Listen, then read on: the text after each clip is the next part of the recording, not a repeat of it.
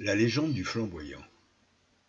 Il était une fois, au temps de l'esclavage à l'île de la Réunion, sur le domaine d'une grande plantation de canne à sucre, vivaient deux jeunes esclaves. Songor était le fils d'un couple déraciné de Madagascar et Zélina, la fille d'un couple arraché du Mozambique. De plus, tous deux avaient été séparés de leur famille dès leur adolescence, le maître de leurs parents les ayant vendus à un autre colon. Ils avaient des conditions de vie tellement inhumaines qu'ils décidèrent un jour de fuir la plantation et de se réfugier dans un îlet au fin fond de la montagne. Par une belle nuit d'été, alors que la lune s'était cachée derrière les nuages, Songor et Zélina se mirent en route après avoir pris 1000 précautions pour éviter les chiens de leur maître. Lorsqu'ils eurent quitté les champs de canne à sucre, ils durent se frayer un chemin à travers une végétation extrêmement dense. Songor avait bien son sabre à canne, mais pas question de l'utiliser, tout au moins au début de leur parcours, car ce serait laisser une trace aux redoutables chasseurs de Noirmar. Dans leur bertelle, outre le sabre à canne et quelques petits outils rudimentaires, ils avaient emporté une pierre à feu, des semences de maïs et de légumes divers, quelques boutures de manioc et d'autres plantes comestibles. Ils marchèrent pendant 8 jours et autant de nuits avant de trouver un endroit où ils semblaient être en sécurité. Ils avaient les pieds ensanglantés malgré les bandes de gonis qui leur servaient de chaussures. Leurs bras, leurs jambes, leur corps et leur visage étaient couverts de plaies. Ils étaient rompus de fatigue, mais ils étaient libres. Dans un premier temps, ils vécurent dans une petite grotte et ils se nourrissaient essentiellement de petits gibiers de la forêt ainsi que de poissons de la rivière qui coulait à proximité.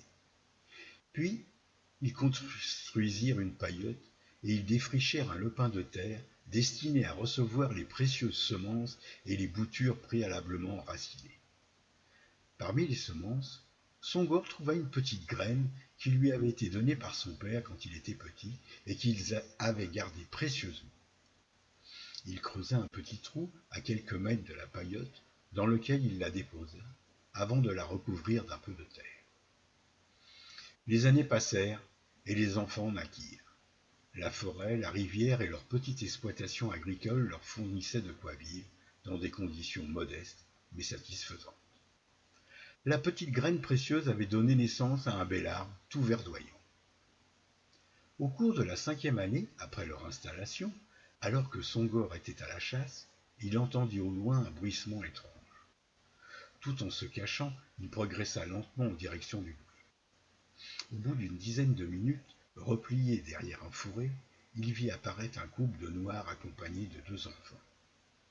Méfiant, Songor resta caché pendant quelques minutes. Puis il se rendit à l'évidence. C'étaient bien évidemment des esclaves en fuite, comme Zélina et lui l'avaient été quelques années auparavant. Il se montra. Les arrivants eurent un haut-le-corps. Ils semblaient prêts à s'enfuir dans la direction opposée. Le sourire de Songor fit tomber la brusque pression qui les étreignait. Songor les invita à venir s'installer dans sa clairière. Rapidement, une deuxième paillote fut construite. Songor et Zélina se sentirent plus forts. Les années passèrent et la petite tribu se trouva bientôt forte d'une quinzaine de personnes. Par un matin de décembre, au loin, des aboiements de chiens se fit entendre. Les chasseurs de Noirmarron étaient là. Songor rassembla tous les membres de la tribu, arma les adultes et les adolescents de Saguet et les emmena dans la petite caverne qui était cachée par de hautes herbes et située sur un promontoire. De là-haut, ils avaient une infime chance de pouvoir combattre avec leurs armes de jet contre des ennemis munis de fusils. Ils allaient sans doute tous mourir, mais ils comptaient bien tuer 1 ou 2 blancs pour l'honneur.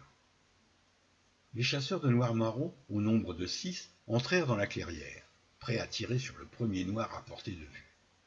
Ils s'avancèrent vers les paillotes. Tout à coup, le petit arbre que Songor avait planté à côté de sa paillote, qui avait bien grandi mais qui était resté jusqu'à ce jour entièrement vert, se mit à se couvrir de larmes de sang. Très rapidement, le sol fut tout couvert de rouge. Le vent se leva, l'arbre se mit à gémir et le ciel s'assombrit. Une sagaie lancée par Songor se planta devant les pieds de celui qui semblait être le chef des hommes blancs. Ces derniers furent pris de frayeur. Le chef s'écria: « C'est de la sorcellerie, le diable est avec eux, fuyons !» Sur ces paroles, ils rebroussèrent chemin. Les noirs marrons attendirent un bon moment avant de redescendre dans la clairière. Ce soir-là, ils se retrouvèrent tout autour de l'arbre flamboyant, sur un manteau de pétales rouges. En l'honneur de leur sauveur, ils se mirent à jouer du bob et du cayambe et à danser le mayol. C'est ainsi que naquit le premier flamboyant de l'île. Depuis, cet arbre est devenu un symbole à La Réunion, car le sang des Blancs, celui des Noirs et le sang mêlé des races qui la composent ont toutes la même couleur, celle de ses pétales.